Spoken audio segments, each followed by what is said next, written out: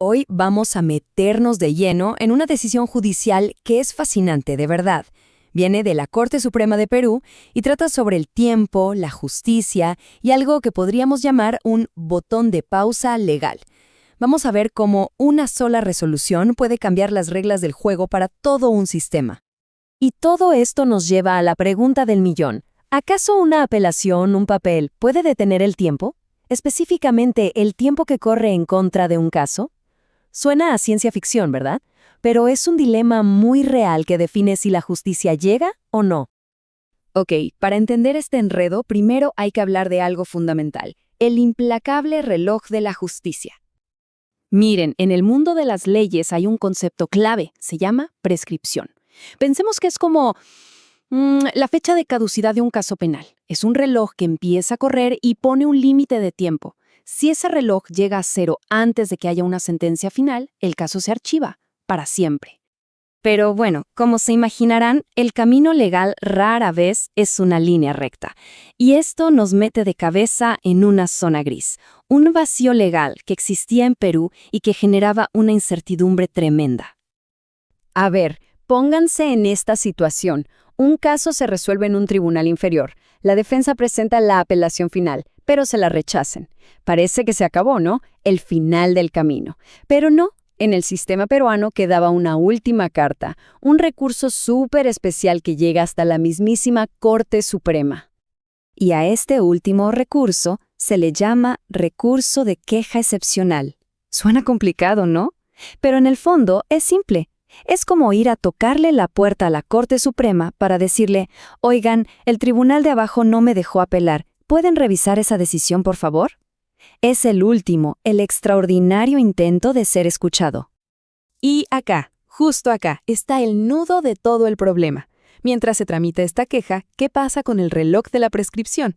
Pues sigue corriendo, tic-tac, tic-tac. La gran pregunta que tenía a todos los abogados de cabeza era esa. ¿Este último recurso tiene el poder de ponerle pausa a ese reloj?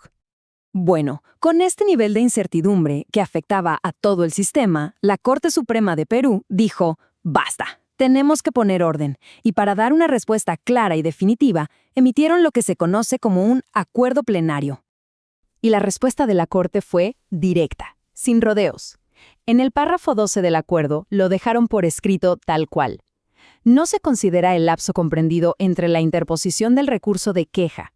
O sea, para que quede claro, ese tiempo que pasa mientras se resuelve la queja simplemente no cuenta, se borra del calendario. Así que el veredicto es clarísimo. El reloj se pausa. Así de simple. Presentar este recurso especial sí que tiene el poder de congelar el cronómetro de la prescripción y proteger el caso para que no se cierre antes de tiempo.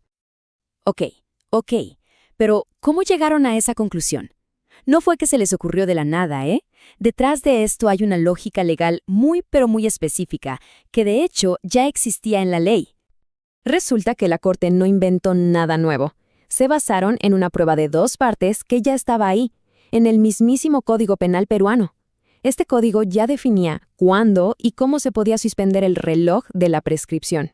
La ley exigía cumplir dos condiciones sí o sí. Primera, el asunto que se está discutiendo impide que el caso principal avance o se cierre.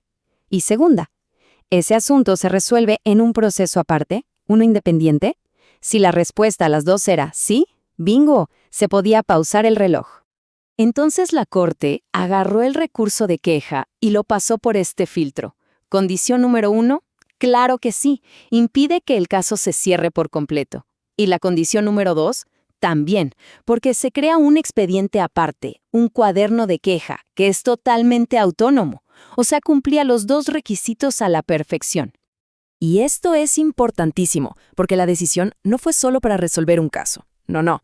Esto cambió las reglas del juego para todo el sistema judicial de Perú. Veamos el impacto que tuvo. Es que este acuerdo plenario estableció lo que se llama doctrina legal.